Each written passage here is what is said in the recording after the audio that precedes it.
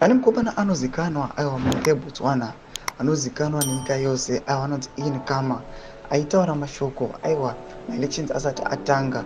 Zvinzi aiwa pane vakomana aiwa vanobva kuZimbabwe vari kuuya vachibiridzira maelections. Panapa pane mashoko ava kubuda. Tiona kuti aiwa Ian Khama tichizoona the new president boko aiwa achipinda aiwa pachigaro kana pakutonga.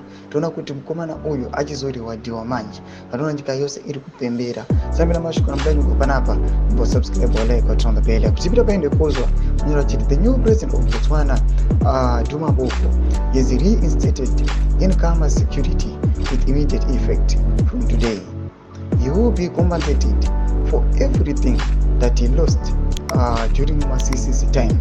Tinoda kuti Ian Khama aratidza kuti aiwa anenge anga ari pa-difficult time, anenge aithreatenwa nevakomana kana gavheni yaMasisi. Yatikuna kuti ari kunzi aiwa security yakudzosewa pamwe chete necompensation.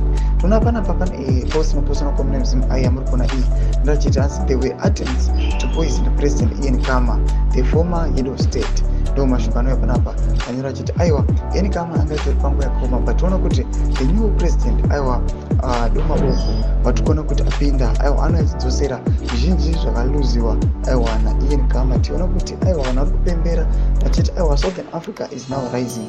Southern Africa takuona kuti takuona kuti tava nevision, kana tikaona mapresidents ava kurespecta maelections kudai toziva kuti aiwa future yedu seSouthern Africa tinova tiri united, nemacitizens achifara kuti aiwa their votes they count. Tidze mafungiro enyu muri kudai pamusoro pechiitiko ichi. Mina kumisection medu, subscribe or like, turn on the bell icon.